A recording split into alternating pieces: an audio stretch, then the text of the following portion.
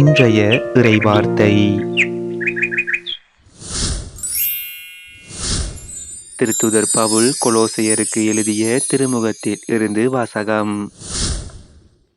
சகோதரர் சகோதரிகளே, நீங்கள் கிறிஸ்துவோடு உயிர் பெற்று எழுந்தவர்களானால் மேலுலகு சார்ந்தவற்றை நாடுங்கள்.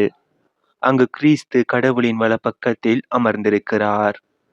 இவ்வுலகு சார்ந்தவை பற்றி அல்ல, மேலுலகு சார்ந்தவை பற்றியே எண்ணுங்கள். ஏனெனில் நீங்கள் கிறிஸ்துவோடு இறந்துவிட்டீர்கள். உங்கள் வாழ்வு அவரோடு இணைந்து கடவுளிடம் மறைந்திருக்கின்றது.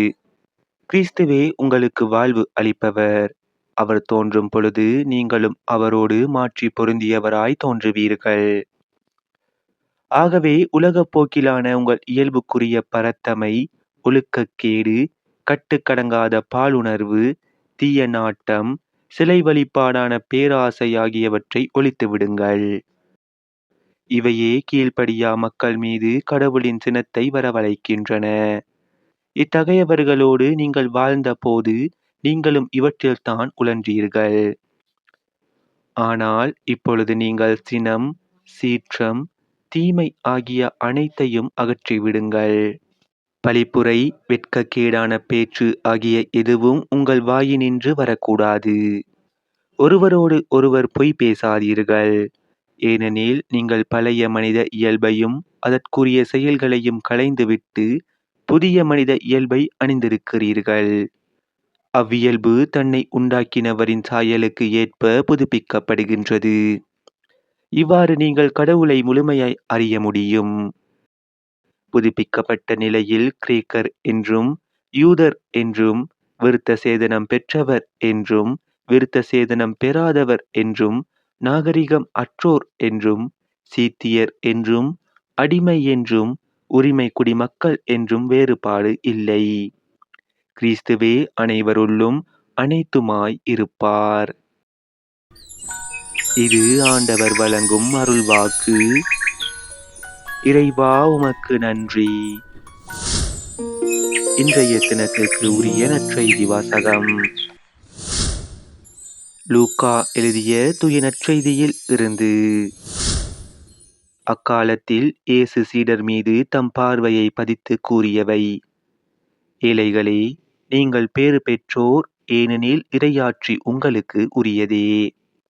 இப்பொழுது பட்டினியாய் இருப்போரே, நீங்கள் பேறு பெற்றோர், ஏனெனில் நீங்கள் நிறைவு பெறுவீர்கள்.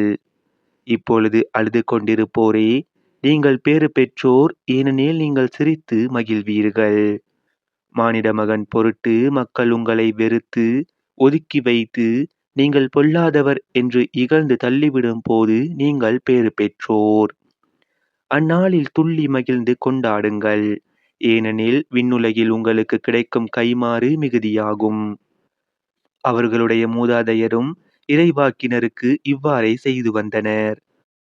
ஆனால் செல்வர்களே, ஐயோ உங்களுக்கு கேடு! ஏனெனில் நீங்கள் எல்லாம் அனுபவித்து விட்டீர்கள்.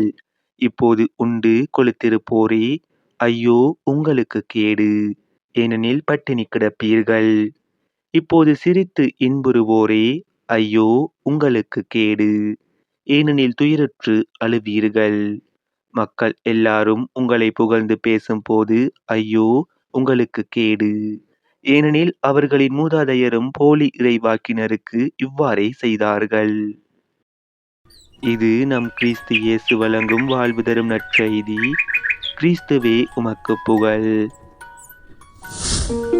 இன்றைய தினத்துக்கு உரிய சிந்தனை துளிகள்.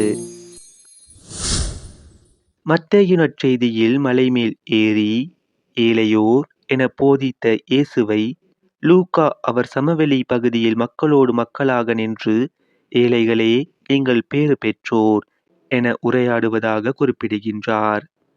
இது அவர் மக்களோடு கொண்ட நெருக்கத்தையும் உடனிருப்பையும் வெளிப்படுத்துகின்றது.